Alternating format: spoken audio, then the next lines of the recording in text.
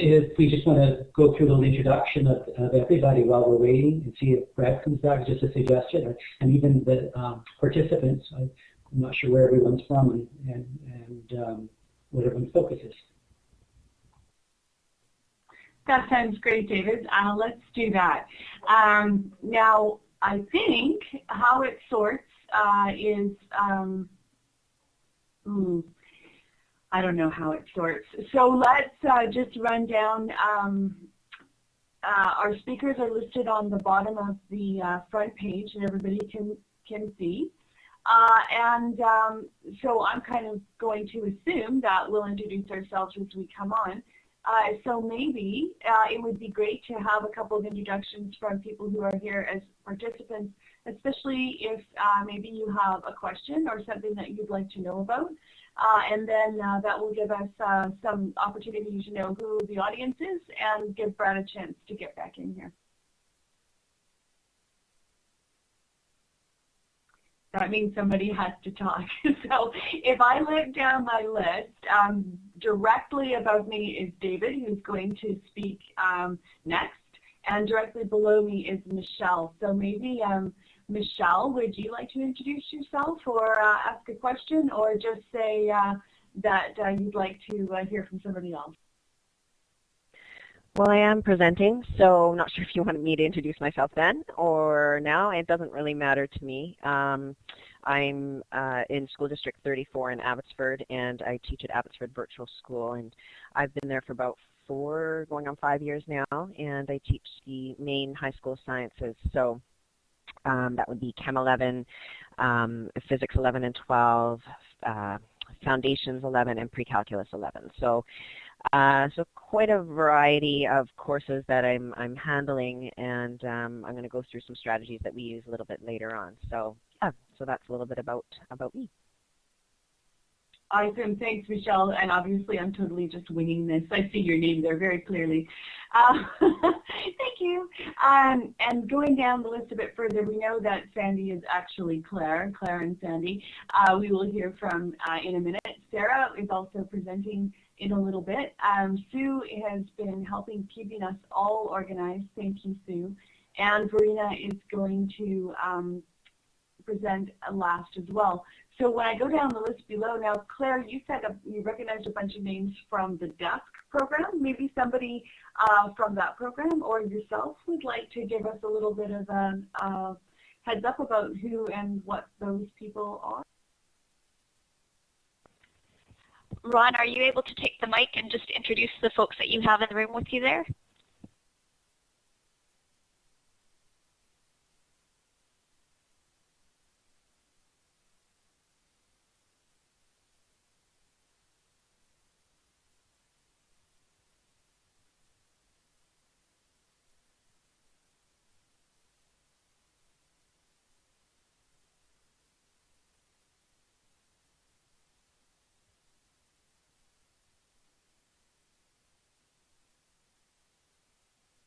Ron, if you can't get your audio to come up, you're more than welcome to type your introduction into the chat box.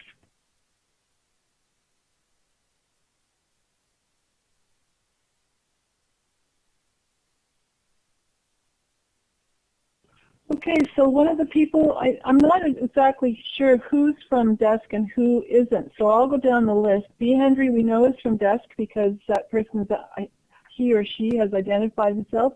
Carla, are you from DESK as well, or no? Okay, Charmaine, how about you?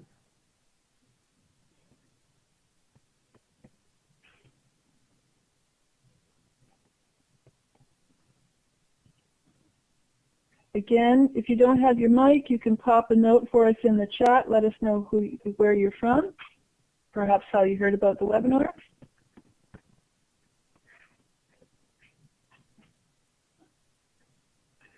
Ah, wonderful. Welcome. Diana, how about you? Are you with DESK or not?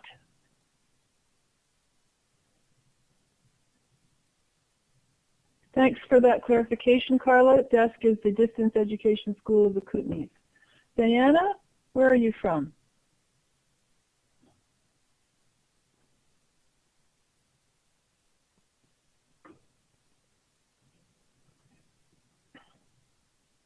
Oh, from Halifax. Okay, I'm not far from you at all because I'm in Fredericton for a year. So a couple of people from the East Coast, that's great. Hans, you're with Desk, or are you with a different group? Or you're on your own? Welcome. Below Hans's name, I have I Leung.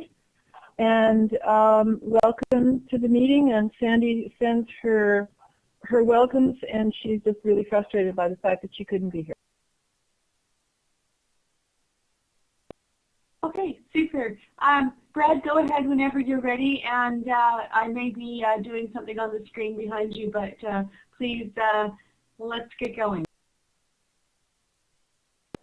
All right, I hope everybody can hear. I had some mic problems to start. My name is Brad Carter. I'm the Director of Educational Technology at Mulgrave School, independent K-12 school in West Vancouver.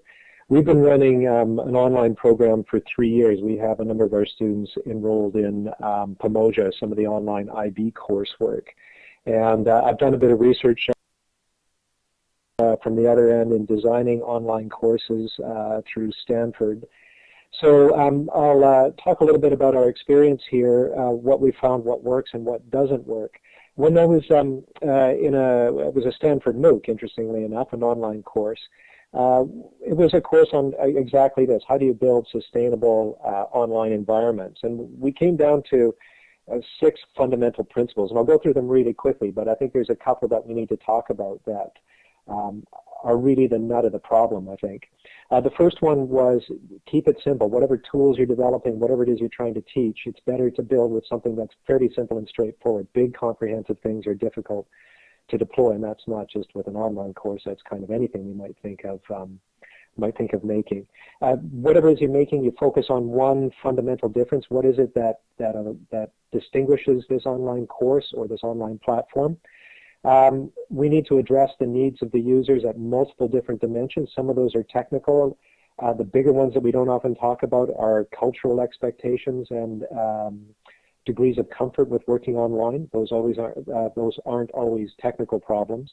One of the key ones is how do we support self-regulating behavior if people are going to be working online by themselves, that is without a teacher around to prompt or offer support. How is that going to work?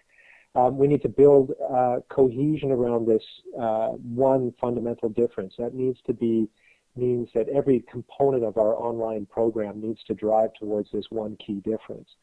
And then the final one is to create learnable moments. And that sounds like what we always talk about in teaching, but I think we can take that and spin it a bit and look for learnable moments in exactly how we deliver the program, not just the content, but the way we do it, and to be ready to roll that feedback back into future designs.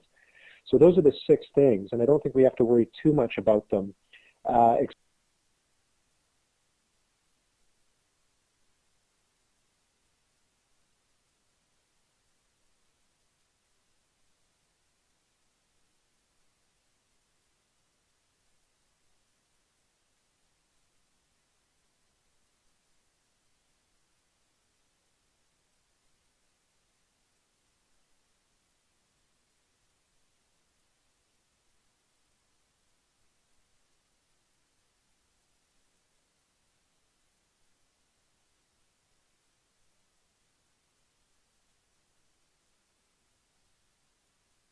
I'm guessing Brad has popped out, and it will log back in a moment. We'll give it another try, or possibly Lisa, you might want to make the decision to go on to the next speaker. I wonder if we just want to go through a little introduction of everybody while we're waiting and see if Brad comes back. Just a suggestion, and even the participants. I'm not sure where everyone's from and what everyone's focus is. That sounds great, David. Let's do that. Now, I think how it sorts is, I don't know how it sorts. So let's just run down our speakers are listed on the bottom of the front page, and everybody can see. So I'm kind of going to assume that we'll introduce ourselves as we come on. So maybe it would be great to have a couple of introductions from people who are here as participants, especially if maybe you have a question or something that you'd like to know about. And then that will give us some opportunity to know who the audience is and give Brad a chance to get back in here. That means somebody has to talk. So if I look down my list, directly above me is David, who's going to speak next, and directly below me is Michelle. So maybe, Michelle, would you like to introduce yourself or ask a question, or just say that you'd like to hear from somebody else? Well, I am presenting, so I'm not sure if you wanted me to introduce myself then or now. It doesn't really matter to me. I'm in School District 34 in Abbotsford, and I teach at Abbotsford Virtual School, and I've been there for about 4, going on 5 years now, and I teach the main high school sciences. So that would be Chem 11, Physics 11 and 12, Foundations 11, and Pre-Calculus 11. So quite a variety of courses that I'm handling, and I'm going to go through some strategies that we use a little bit later on. So yeah, so that's a little bit about me. Awesome, thanks, Michelle. And obviously, I'm totally just winging this. I see your name there very clearly. Thank you. And going down the list a bit further, we know that Sandy is actually Claire and Sandy. We will hear from in a minute. Sarah is also presenting in a little bit. Sue has been helping keeping us all organized. Thank you, Sue. And Verena is going to present last as well. So when I go down the list below, now Claire, you said you recognized a bunch of names from the DESK program. Maybe somebody from that program or yourself would like to give us a little bit of a heads up about who and what those people are. Ron, are you able to take the mic and just introduce the folks that you have in the room with you there?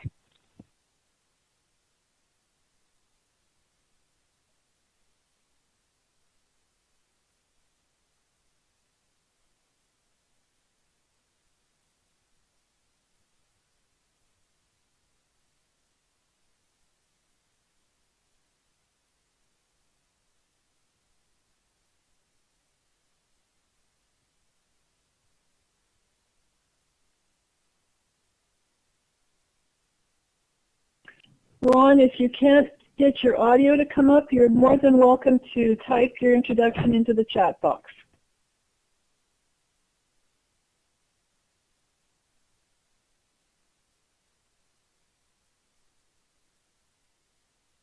Okay, so one of the people, I'm not exactly sure who's from DESK and who isn't, so I'll go down the list. B. Henry we know is from DESK because that person, he or she has identified himself. Carla, are you from DESK as well, or no? Okay, Charmaine, how about you?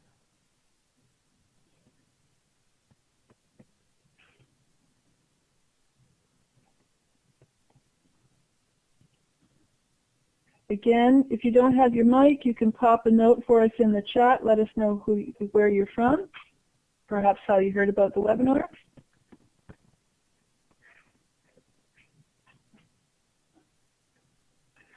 Ah, wonderful. Welcome. Diana, how about you? Are you with DESK or not?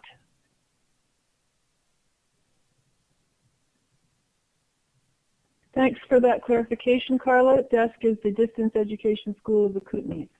Diana, where are you from?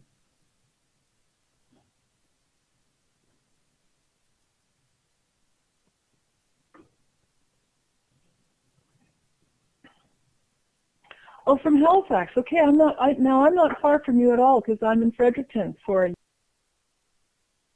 year. So a couple of people from the East Coast, that's great. Hans, you're with DESK, or are you with a different group? Or you're on your own? Welcome. Below Hans's name, I have I Leung, are you also with Desk or are you here on your own? Iris, welcome. And from Richmond, okay, so a little closer to where most people are at home. Ken, I think you indicated, Brad's back there. Ken, I think you indicated you were from Desk. Oh, you're from BCIT, so 2 people from BCIT. Michael?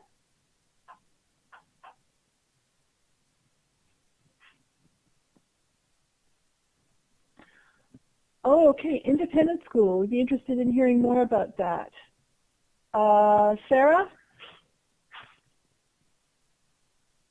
Sarah H., online designer, teacher education courses. I need to speak with you more about that. Perhaps you'll put your email for me in the chat so I know how to get hold of you. Sean Hart?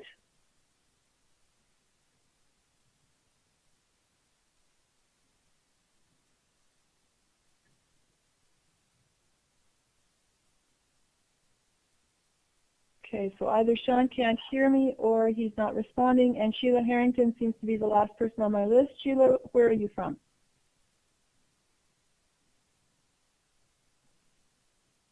Oh, there's Sean, he's from Victoria, and Sheila's with Self-Design High. Okay, so it sounds like there are a few groups, a lot of singletons, and a couple of us here closer to out on the East Coast. So with that, how about if we turn it back to Brad? I'll turn my mic off. And Brad, if you're there, I hope you're ready to go. It looked like Brad got bounced out again just as you were giving those introductions, Sue. I saw it flash up again. So if he's and I don't see him on the list.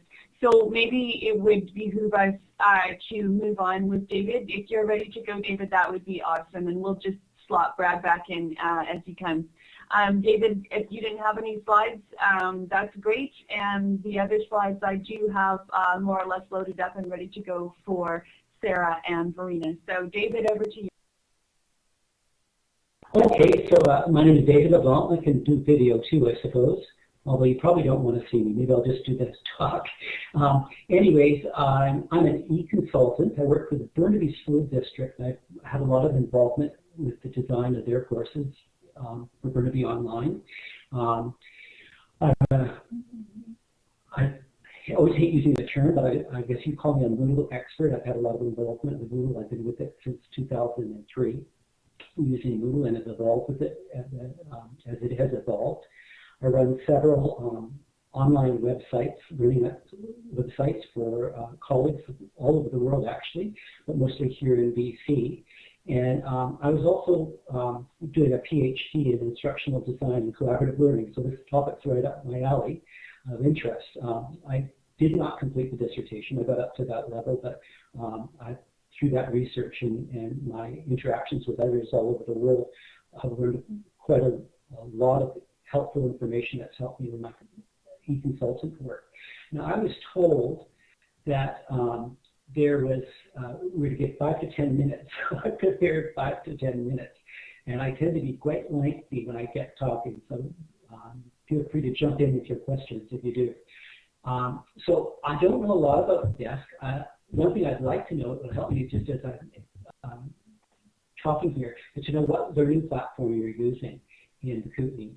Is it Moodle? Is it Desire to Learn? What is the learning platform that you're using in the Kootenays? If someone could just type that into the box, the chat box. Brilliant. Okay, because that really is where my expertise is. I started out with WebCT and moved into Blackboard for a while, but really my real expertise is in Moodle. And I've got some specific suggestions how to use Moodle to make your courses more engaging. The very first thing that I would like to, I know I'm not just speaking to Desk, by the way, there's people from all over here, but I've got some suggestions as far as Moodle, and that could translate into other platforms as well. But the very first thing that I really want to promote, I've got a list. I'll put the list up and I'll go from there just a sec.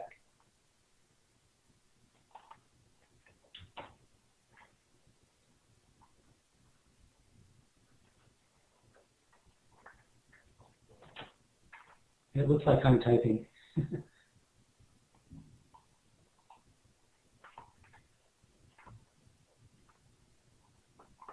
So I said I'm a Moodle expert. I'm not a Blackboard Connect expert. Just a sec. Okay.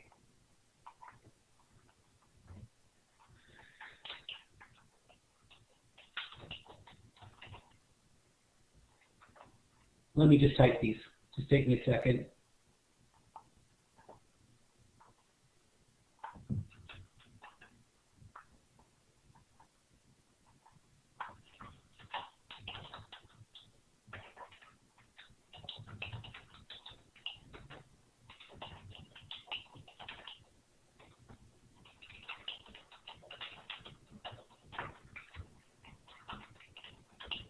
So that would be my top 4 list. I should give you the top 5, but I'm going to keep it to that top 4 list.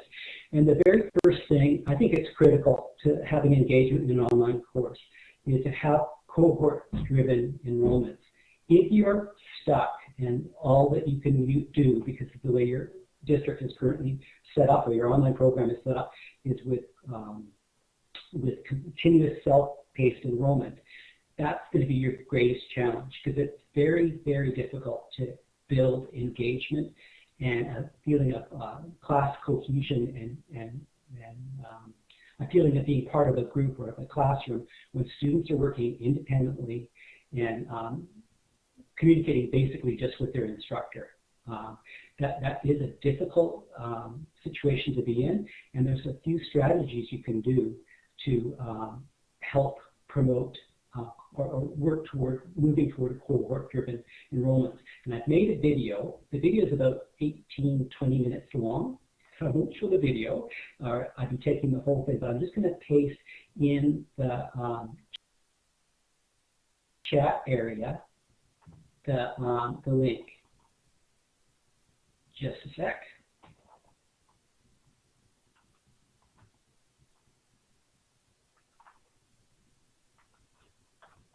And that way it's clickable.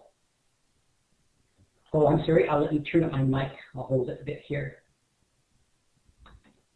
Is that better? Can you hear me now better?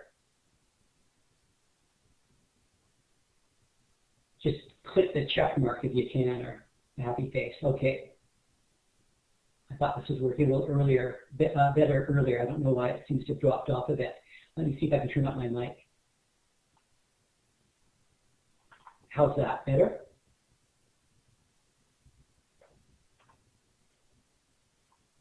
Okay, so the very first thing I would suggest doing is if you can put in a cohort-driven enrollment where the students are working together in classes. There's a number of ways to do that. I'm not going to go into the details here because it would take a bit of too much of my time, of your time, and I don't want to come into the other speakers. But that link, if you can click that link and save it for a later time, that's one way that you can use Moodle anyways to have cohort-driven enrollments and force it on a self-paced continuous enrollment format. So if your district, if students are able to come in and enroll anytime and they start at their own pace, and move at their own pace, that's really, really a challenge. I think it's probably the worst pedagogical model that's out there. It relates back to the time of correspondence education, where the students just work on their own, submit their work, and the only person they really have dialogue with is their instructor. So I would encourage you to work around that by enforcing some kind of group or cohort groupings within your courses. And there's a number of ways to do that, and we could continue this discussion outside of here if you want to continue that. The other thing that I would suggest is having online office hours where the teacher comes on in a synchronous format at least once a week. And you can do it with something like Blackboard Collaborate, or Adobe Connect, or whatever they're calling them, these synchronous classes like this now. Or you can just use a chat, a text-based chat like we're using in this course right now, and on the side there. And to make that work, the very best way to go is to have a specific topic that you're going to need that you're going to address. So say you're doing a math class, there's a certain lesson. It's almost like teaching a lesson. You can make that the session for that about 20 minutes long, and you can have that scheduled every week. And the students know that they can come in for help and are expected to be there for the lesson. You as a teacher, you have to be prepared to present something, because particularly at first when the students aren't used to using that, they're going to be totally apprehensive about committing themselves to the visibility of typing things and asking stupid questions, so to speak. So the teacher really needs to drive that at first, and slowly you start handing that over more and more to the students. You tell students ahead of time to prepare something in a specific area, tell them they're only going to have about 5 minutes, and that's what when they would present a topic. And I'm a really bad multitasker. Let me just look at the slides here, because I'm sure I'm missing a few things. Online office hours can be very effective. I wonder about Twitter chat. Whatever your students are comfortable with. I like the idea of using the chat inside of Moodle just because it's secure, and the only students people that are going to be in there, the participants, are the students in your course. So there's no issues as far as personal privacy issues and things that might contravene the law. So that's why I would stick mostly with the Moodle or whatever platform you're using, and use whatever tool comes with that. The other thing is the discussion forums. And I happen to use discussion forums a lot in my instructional designs, but they're only as good as the teacher presents these and promotes those. And one thing about a discussion is you must have a purpose for that discussion, and the teacher also has to be involved in that discussion, actively involved. It can't be just where the students go and post and the teacher grades the students' posts. It has to be purposeful and meaningful, and there's no point in having a discussion forum if the students aren't getting anything out of it but an assessment. It has to have a specific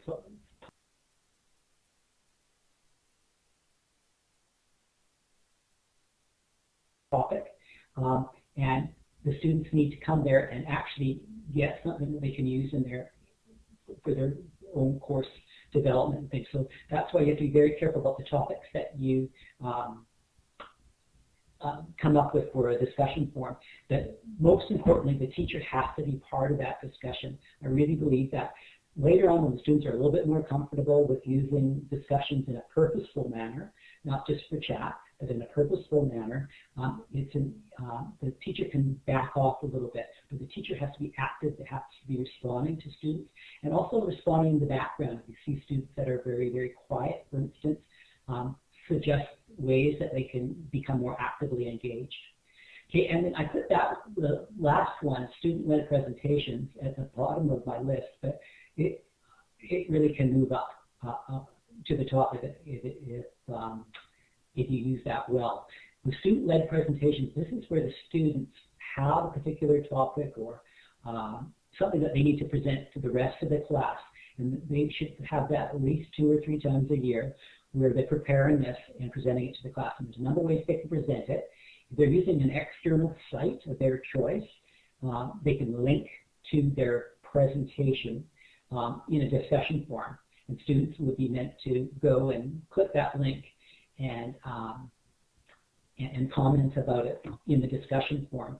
A tool that we use a lot that's very easy to use is Glogster. And Glogster does, we use the EduGlogster. I can put a link for that too. I do that when I finish talking. The EduGlogster is a secure container as well. It's on a Canadian-based server. It looks like it's an American site, but it's actually, the servers are in Canada, so it doesn't contravene HIPAA laws. And that's something, it's kind of like a poster maker, but you can record your voice, you can put up images, put in music and things like that. Very, very strong, valuable tool for that. So I think I'm just going to step back a bit, and then yak, and ask if there's any questions. I haven't even been reading that chat on the side because I've been concentrating here. So go ahead if anyone wants to grab the mic. or we can move on to the next person. That's fine too.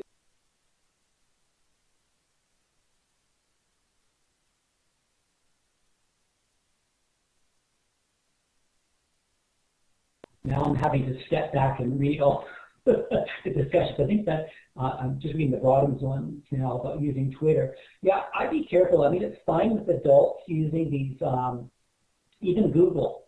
If you're using Gmail, students all have these email addresses that are based outside of, like in American borders, within American borders, but that's their choice. As soon as we start using class tools where everyone, even though they're great tools out there, you really have to make sure that it's secure or that you do get permission. And things like Twitter, it's not secure. And as a responsible adult, you can make that decision. But for your students, if they're below the age of 18, they are unable to decide, make those decisions on their own about using tools that reside outside Canadian borders and that are not private. I'm just looking what else here. And I'm looking at Michael's discussion about using discussion forums. I think that's the most powerful tool that we have. And I think I've used up my limit here. I'm going to get off.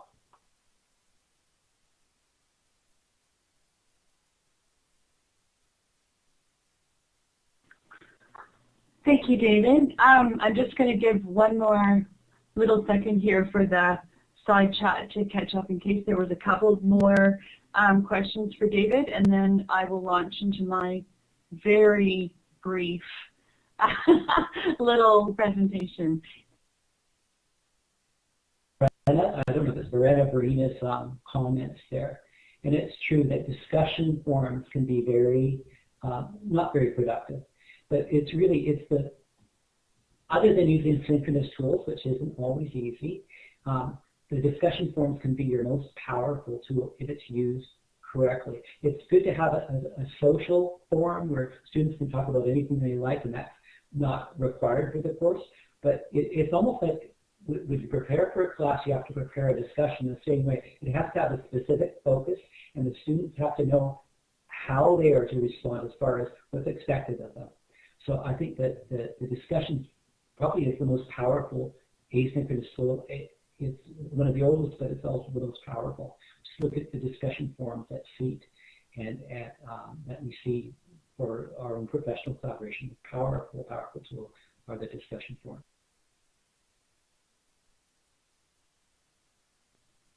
I'm just going to sort of jump in here, David, if that's okay. I want to sort of carry on part of that discussion about discussion forums, ironically, by way of introducing myself to everyone. Hello, everyone. My name is Lisa Reed.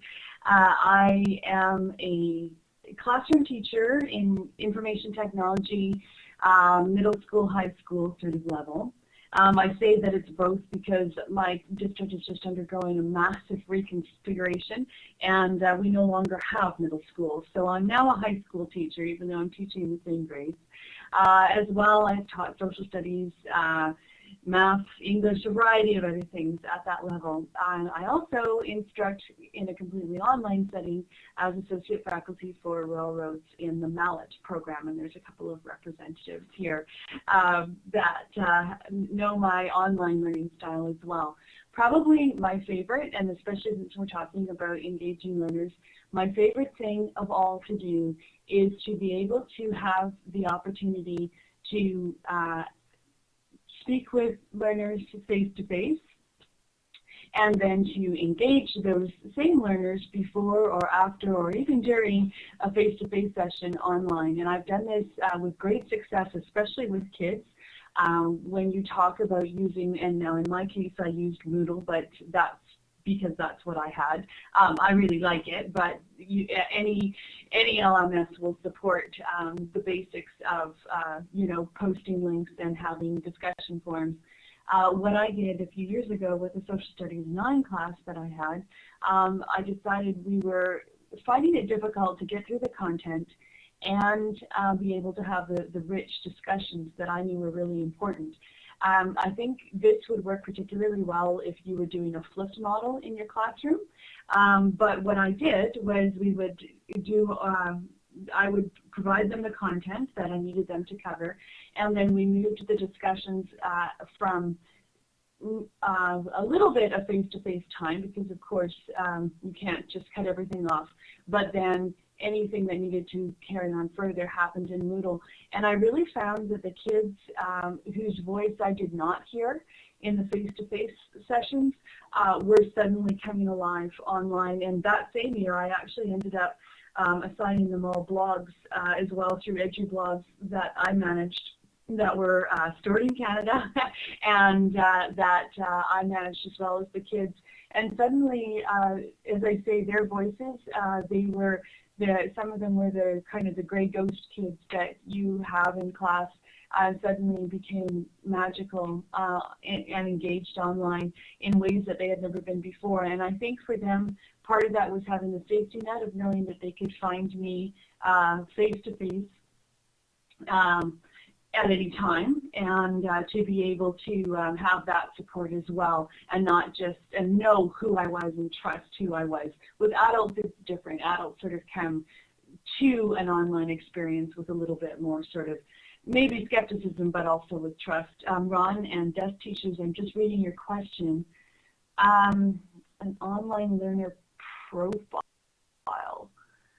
I'm trying to think what I said that that suggested an online learner profile.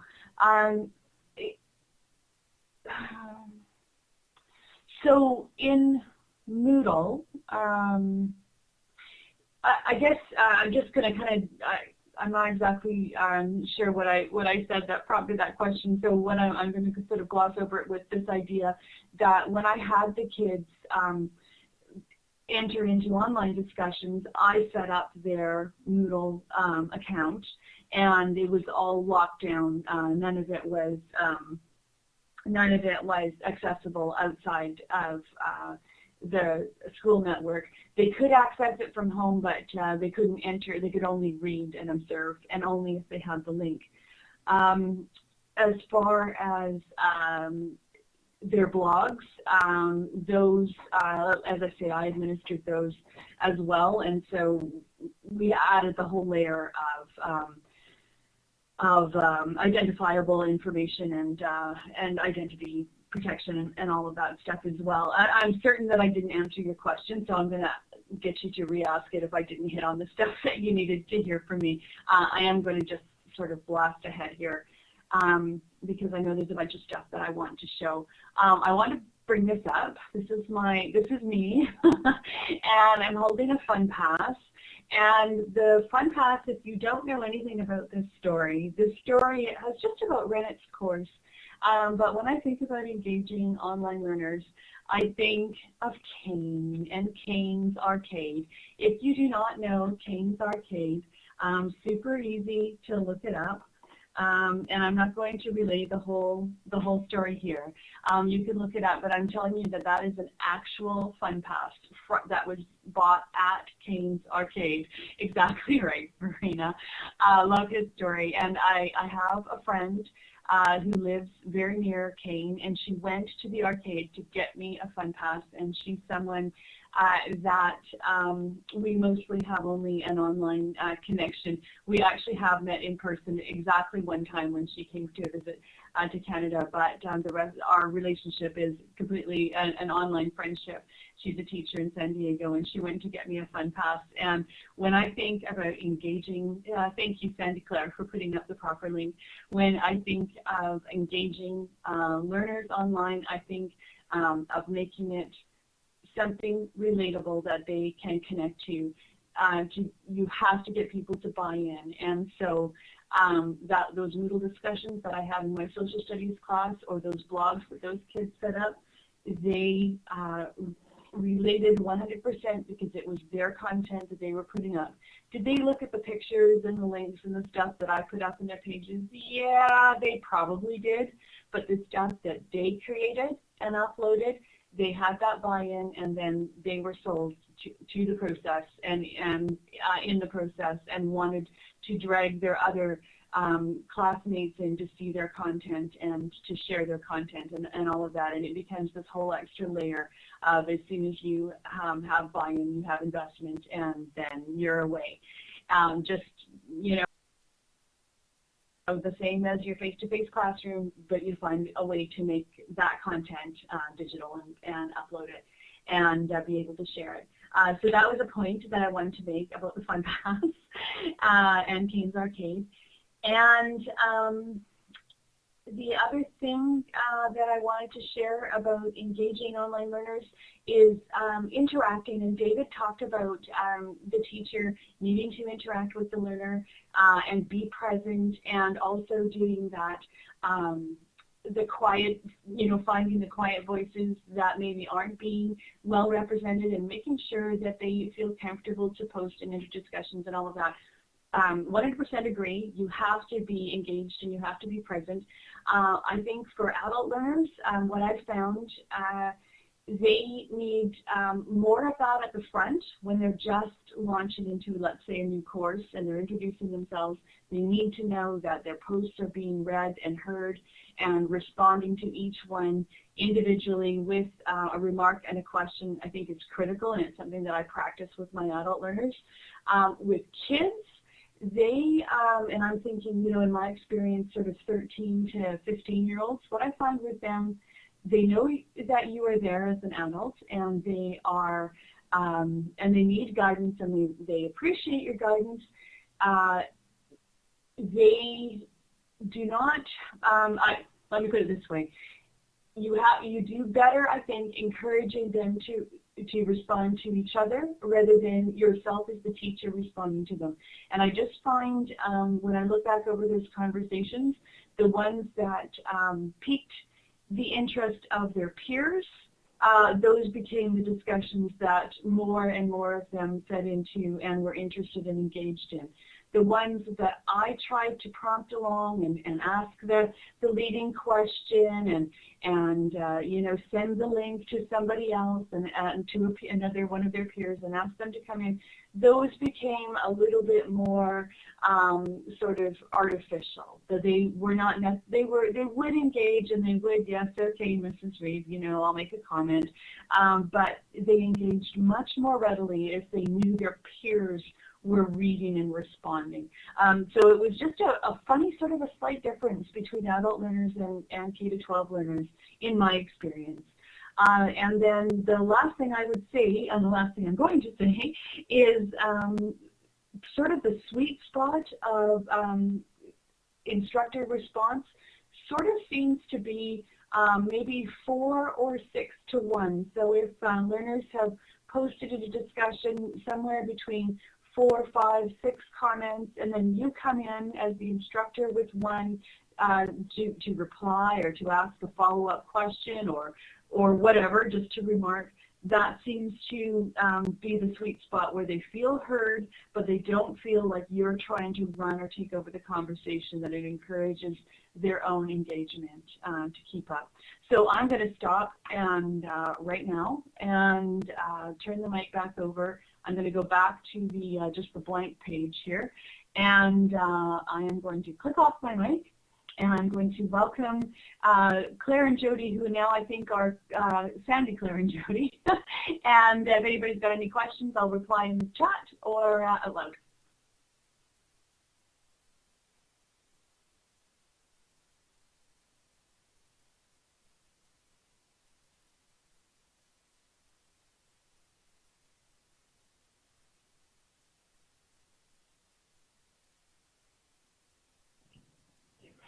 I'm just cognizant of time. We're about 12 minutes from the end. I'm wondering, I'm apologizing that we got into sort of full steam ahead so late, and I'm hoping that people can stay because it sounds like we're really getting into the rich conversation that Sandy hoped we would have. Can we run over by about 15 minutes? Would that suit everybody?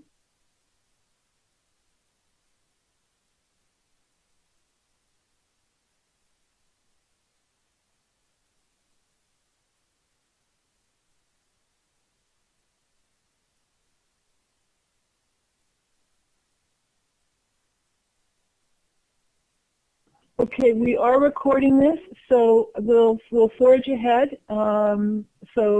Claire's next, then Michelle, Jeff, Sarah, and Verena. So we'll just forge ahead. I apologize to those who have to leave on time that we're running over, but we'll make sure that Sandy sends out the link to the archive so that you'll be able to pick it up and listen to the rest. Hi, I noticed that Michelle has to leave at 1, so Michelle, if you would like to go next, that would be fine, and then you can get yours before you have to go. So if you just let us know quickly. If you don't want to, I will plow ahead. Okay, I saw Sarah had to leave at 12:55, so Sarah, do you want to go ahead of me, and then I'll jump in right after you? I think that was a different Sarah. Oh, okay. I wasn't sure. So if that's the case, then I'll go ahead and present if nobody else minds.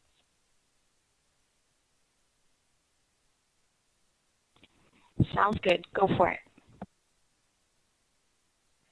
Okay, so as you know, we're from the Abbotsford School District here in BC, the virtual school.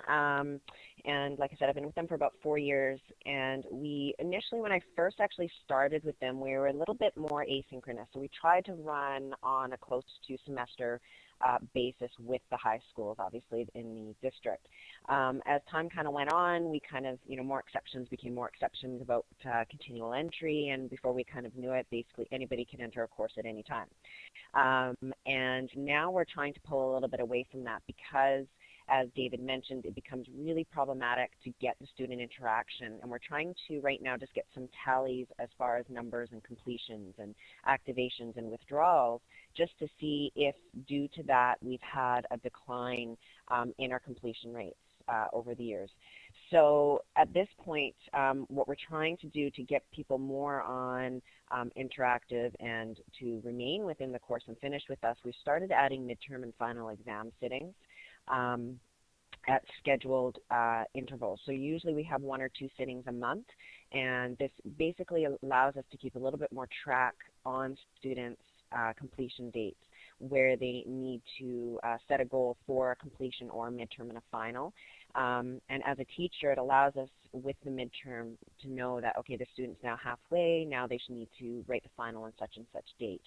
And we allow them obviously a little bit of leeway, so there isn't a mandatory completion date for them. So if they come into the course, saying, okay, I want to complete it in 6 months, then we set a rough timeline with them. Now, running some odd, 200 students throughout the year is obviously hard to track everybody, but we do try to, at some point, check in with students. And those of you working within Moodle, you can go in and you can check their activation or their the timeline that they've actually been online or that they haven't been active online. So usually we try to track within 1 to 2 weeks if they haven't logged in. We start with a personal message to them. I know there's a lot of back work involved with us as far as administration work, which can be a little bit frustrating, but I think that's kind of what comes with our online territory, is making sure that we can keep those students interactive with us and engaged. So now going into as far as getting the students engaged in the course, being continual entry, I used to, before that, use Illuminate or what we're using now. But because my students were all at different standpoints as far as in the course, and because I teach 5 different courses, I found that it became really inefficient for me. I would have students, in pre-calculus coming in, and then I would have students in physics, so the physics student would have to wait until I was done with pre-calculus. So it became more of a waste of time for students, and it caused a lot of frustration. So as we talked about before, opening up more of a chat online. So I use Skype, and I know a lot of our teachers use Skype, and it has quite a good capability as far as a learning Blackboard as well. So we can share screens, the students can share screens with us. So if they're having problems, even with the technology aspect of the course, they can bring up their screen and I can see what they're doing and maybe walk them through it. So I basically set, as David said, online office hours.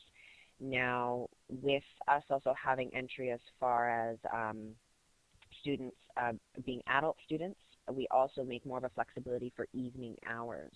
So I'll set up a couple times throughout the week where I'm available, say Monday and Wednesday nights from 6 till 8, and basically I just leave it open. And as a student pops in, I will address or help them at that time. But I know that with a lot of our adult students who work during the day, you know, having a specific online time during that time or an online lesson, they can't necessarily make it. So having Skype, I've found, is a lot more utilized for me, and as we're kind of trying to get back, I'm really going to look into that cohort that you talked about, David, and see if it's something we can look at a little bit more, because it sounds like I think it would work in an optimal situation as online. So teacher flexibility, so like I said, that's kind of one of the main things that we really want to make sure that we can offer our service to all our students regardless of the hours. I even have kind of an open office. So for example, if a student can't meet me during any of the times I've listed online, I'm more than willing to meet them. You know, if they have to meet a Saturday morning, I will do that. Now that's kind of up to the teacher. It's not a mandatory thing that's stated by our school or by our district. But again, being in an online world, if we want to offer those types of courses in that environment, then we need to be able and willing to meet outside the bricks and mortar timetable from 8 till 3. So like I said, Skype. We use Skype at our school to communicate, to share screens, and then I just hook my tablet up, and it's got I use my blank whiteboard on there. If I need to work through any physics problems or any examples, I can do that with them. Forums and discussions, we already touched base on that, so I'll kind of skip over that. Offering midterm and final exam sitting, so that way we can have somewhat of a trackable timeline with our students and hopefully keep them on that track as to where they need to be. And then, of course, just keeping those connections strong between students, messaging them personally, sending out every so often announcements or important dates, or, you know, noting upcoming times. I think just keeping their message box busy and full knows that, okay, there's some interaction, there's a teacher here that wants to correspond with me. So those are kind of the things that, sorry to rush through it there, that we've kind of experienced and trying to put in place as far as our school. Any questions about that?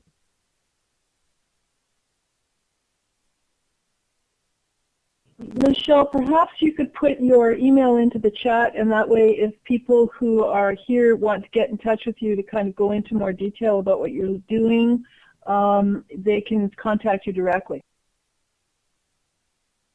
Thank you for that. I wonder if we all shouldn't do that. That's exactly what I was going to follow up with, was that other speakers and presenters would perhaps do that. Okay, so we're at the hour. Now, Verena made a suggestion that we might want to break and reconvene at a different time that could be arranged through Sandy, or would you prefer that we keep forging ahead?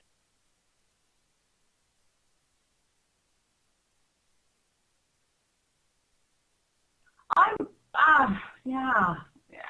Why don't we keep going? But I was actually just crafting an email to Sandy to let her know what's going on, and you know, maybe she would be open to the idea of just hosting, you know, more or less the same chat again, and just have an opportunity to, you know, maybe address the same topic, but maybe with some, you know, a slightly different focus. So both, I guess, is my vote. Let's forge ahead and let's do another session. Sounds good. And as again, we'll make sure that she gets the archive out to everybody, and that it will have emails in it. And she is considering a seat meet on the topic. And if people have specific questions that they'd like to explore, issues, people that they'd like to hear more from, they can certainly send the suggestions to Sandy or put them here in the chat. Who's next on the list? Hi, I'm not really Sandy Hertz. This is Claire Thompson, and with me is my colleague Jody Reeder. We're in Penticton, and we've both been in DL for quite some time. So I was doing it for about 6 years. Jody, I think, has been doing it for about 10 years. Holy cow. Anyways, so we bring a bit of long-term perspective here. I've really enjoyed listening to what the other folks have been saying, both in the chat and from our presenters. nodding my head a lot at some of the challenges with the asynchronous and continuous enrollment model. It definitely is a bit of a tough one. I'm just wondering if we have any administrators who are with us here today. If you can just put a little check beside your name or put a yes in the chat box. Because I find that a lot of the things that we talk about in terms of engaging students really require a lot of time, and I think it's important that our administrators understand and respect that. If we want to improve our completion rates, we need to have the time used wisely and a recognition that it does take a lot of time to do some of these things. Alrighty, so I'm just going to move ahead here, try not to overlap too much. There's been some talk already about this, how students interact with the course. I'll just add, does whatever you're using, I know it sounds like a lot of people are using Moodle here, does it appeal to a variety of learners? Are you using visuals in an appealing way? Audio, are you using any, like a nice balance with text so it's not all in one sort of a learning domain? Is it easy to navigate through your course? We spend a lot of time here getting students going with the tutorial, and I'll just show just a quick screenshot. This is just from part of the tutorial before they even get into their actual course. How do you submit an assignment in our learning management system? How do you contact the teachers? So this is just from one of the components, and you can see we've got the option to read text on how to submit the assignment, or there's a video that they can watch, and then a clear step, this is what you do next. So trying to make sure it's easy for the students to navigate through the course, that we're also appealing to those who prefer text and those who prefer video, so we're trying to hit everyone. Oops, and I'll just go back a little bit here. Another key thing with engaging students in the course is making sure you're providing engaging projects, and what I've always tried to do, and Jody as well, is to encourage students, if they prefer to do a project in a certain way, like perhaps instead of doing a PowerPoint presentation, they want to do an animated video, that sort of thing, that we encourage it. The challenge is to not make it too overwhelming for them. So, and I think another perhaps pitfall is demanding that students, present their projects using specific technology. I've seen some courses where, okay, now you have to make a Glogster, now I need you to make a PowerPoint, this time you have to go do something in Edmodo. If you're going to require that certain technology is needed, I think we need to be respectful and limit that down. At the same time, making sure that our students understand that if they wish to bring other ways of showing their learning, that they're more than welcome to do that, usually with consultation with the teacher first, just to make sure it's appropriate and doable.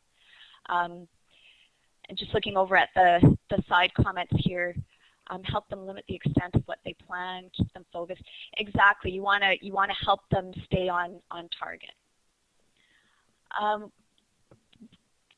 Student-teacher interactions, I think, are really important to engagement, and I know that Lisa mentioned earlier how the students really respond to their peers. I think initially, especially if you're not seeing your students face-to-face, that teacher interaction is quite important. And some of the things, regular contact, especially during the beginning.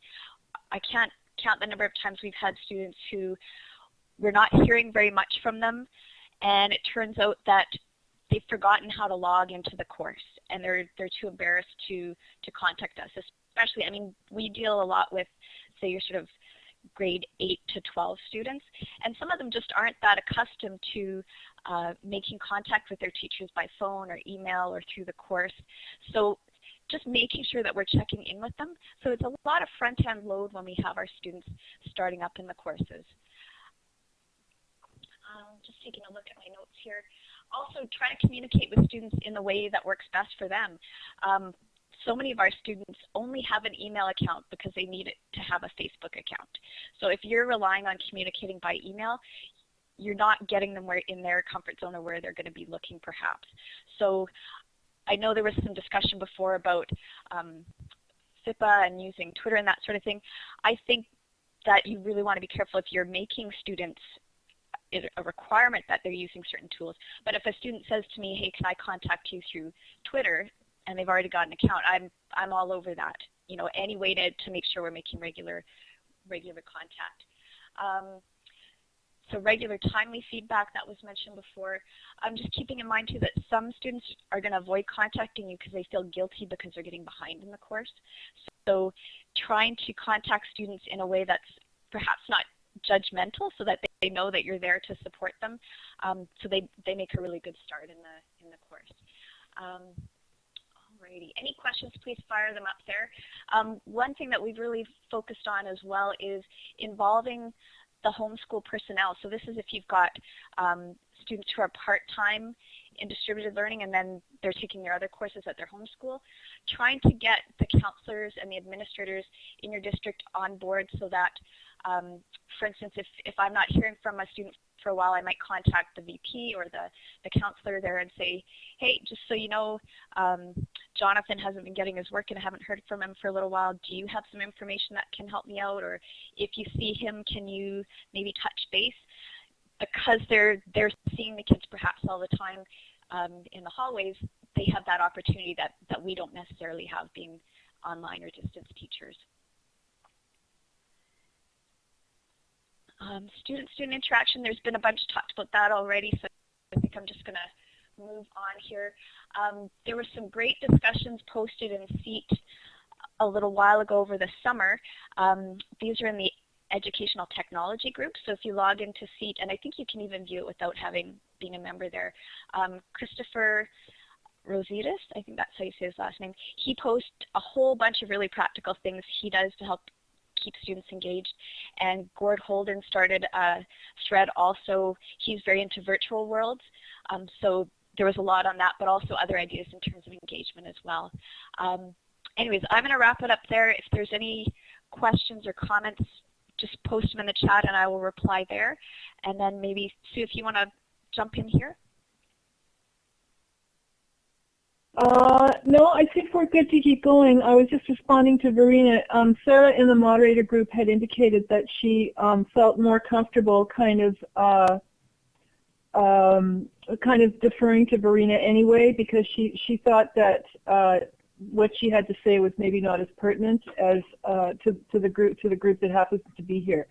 So I'm sorry to lose Michael, but I'm sort of feeling that it might be worth it to, since we just have 2 speakers left, to forge ahead, send out the archive, and then Sandy had proposed the idea of doing a seat meet on engagement and getting into some of these ideas in deeper discussion during a seat meet.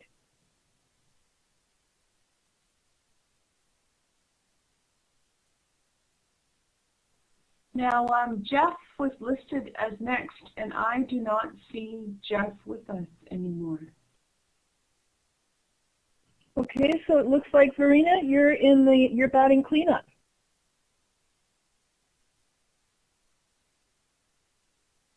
Verena, is this your first slide here?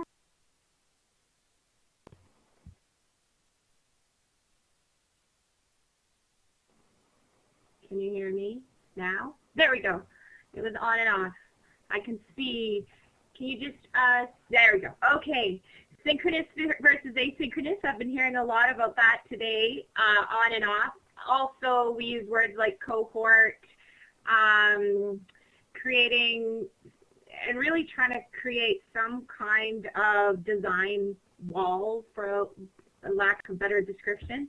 And then when I went in and kind of looked at the SEAT discussion at the same time, I was half listening, half I was doing, 3 things. I noticed that there's also a big problem, especially in BC. Sorry, I'm jumping in without introducing myself. I'll introduce myself in a second. With smaller schools, they don't have a choice. They have to be asynchronous because they need those kids to get the money, basically, to survive as a virtual school. And the bigger schools can be synchronous. So is that fair? Like, the equality behind that is a big deal as well. I'm Verena Roberts. I live in Calgary, Alberta. My focus is designing high school MOOCs, so massive open online courses. So my goal is to completely break open LMSs, or learning management systems, and rethink the way that we are learning in K-12, specifically along the lines of integrating social media, and really encouraging a community learning network. And that's why I kept bringing up the parent consent, because I've contacted the BC Ministry and asked, how can we integrate social media? How can we do this? How do we really create authentic learning experiences for our students? And they're into it. The accountability is obviously the issue, and teachers don't want to be blamed for something that could go wrong.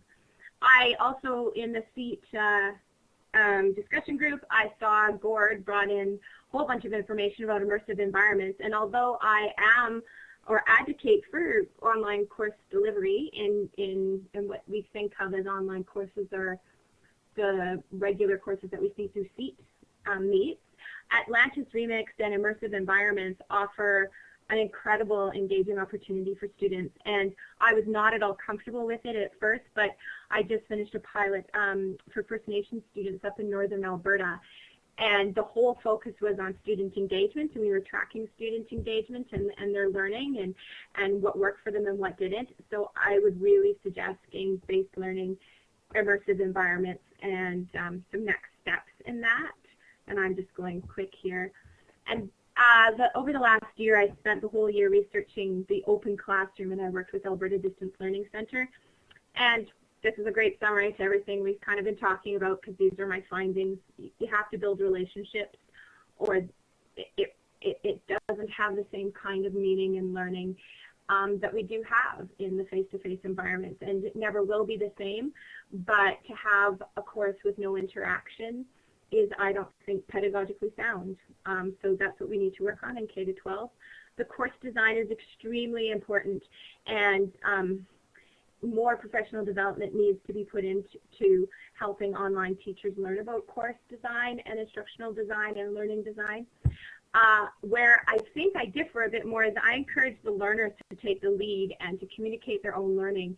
I heard that a bit with Lisa and e-portfolios and blogging, and with Claire too, but I'm really promoting that more and more and more, and in the idea of competency-based assessment. And with the new changes happening in BC and in Alberta, what does competency-based learning look like, considering open badges, doing all-encompassing competencies throughout the year while still doing skills-based learning? What does that look like?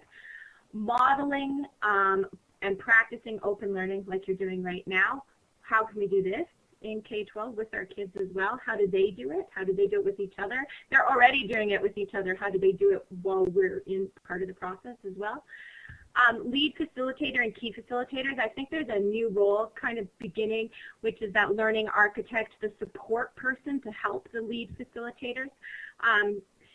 Sometimes a teacher thinks they can do everything, and that's not necessarily the case, and it's okay to split up the workload and figure out what that looks like. What if the teachers did that within K-12 virtual schools? How could that really engage more learners? Blended learning, trying to integrate, I really believe, modules into face-to-face learning situations. So instead of saying, no, we will not consider, like rethinking online learning, we will not do social studies online because we want the kids in our seats. Instead, create modules, so they do a module online. That's how you're going to engage different learners, because as we well know, everyone learns differently. Some kids are not getting the opportunity to learn online. Might be a time and place to return to vertical learning. There are so many, we all know, everyone here knows, there's so many things that we could do differently. So how do we do that? Like, what does that look like? How do we rethink this?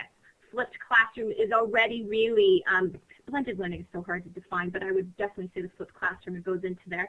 Integrate open educational resources. Stop making our own content. Go and find what is already created and remix it, because we don't have time to do that as teachers. We need to get out and teach and learn with our students. And that's that open leadership part and open learning practice. And finally, like as other people have mentioned, consider your digital comfort zones. I can say all I want my kids to be on Twitter, but they're not all going to be comfortable on that, and that's realistic. So exactly, have those the discussion groups, give them choices, student choice naturally, multi-access for digital tools and digital creation. Last night, John Goldsmith, Val Irvine, and I were having some tweet chat, I don't know how it happened, about multi-access. But really, it's, again, rethinking the paradigm. What is online learning? What is blended learning? Because it's changing, and there is no set definition. So creating new ways of learning for all these different kids, and that is how we're going to engage them, by asking them how they learn best. Be flexible and prepared to follow, and I'm all about these short synchronous projects with asynchronous activities and daily summaries, checking in as much as you can with the kids. And my last thing, I'm just going to give you a link and I'm done. This is the MOOC, the high school MOOC that I'm working on with Carolyn Durley, who is a teacher out of Kelowna, and she is doing a whole MOOC day. So every hour, a different classroom is taking over an online, they're teaching online for an hour, and it's going for 24 hours all around the world. And I'm creating a course, in Alberta we call them CTS courses, and the student is for 2 weeks, and the students will get credit for it. And the Ministry of Education in British Columbia has said that they'll give equivalency credit, and if we actually do this, then they'll have to figure out what does that mean. So that could be quite exciting. So rethinking the way we're doing things. There you go. That's about it. Oh, I'm going to take a minute and sort of summarize, because I think it's been an interesting progression of ideas from where David started, and Brad, I think, who was trying to get to what Brina's been talking about at the end. And for me, the big takeaway of this is that there isn't really an existing pedagogy of engagement. I think the people who are doing it are actually developing that, and that the more they do it, the more they're finding practices and good practices that overlap. So to me, the big advice is to pick your comfort zone, pick a place to start that's going to have the greatest impact on your students, and keep the wonderful kinds of vision of the sort of things that Brina is doing in mind as something to work towards over a period of time. And to feel good about making small gains, because those kinds of small changes can really have big returns in the lives of your students, your parents, and for your school as well. I just wanted to throw up this slide. This was Sarah's slide, and unfortunately she had to leave before we could hear from her, but I thought it actually did a nice job of sort of wrapping everything up together, and she's got a little picture of some of her primary students, and that they blog as a tool. They use blogging as a tool for engagement, and so hopefully we can have Sarah come back and share a little bit more about this sometime, because I'd love to know. I'd love to see a bigger picture of how it works from, little kids through the middle years to upper secondary school students all the way up to adult learners. I think it would be interesting to see the common threads and the different strategies. And on that, unless there are questions, again, in the chat, this would be a good time if you're interested in a seat meet on this topic to pop up questions, issues, topics that you think would be of interest for a full week meet on this topic. Those people who are still left, we'd love to hear from you. Also to put your contact information in so that we can call upon you when we do, if we do more work on this topic.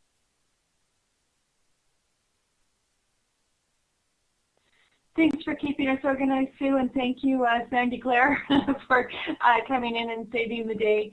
And I am going to log out of here shortly and look for the recording. The real Sandy will send out the recording at some point. Thanks, everybody.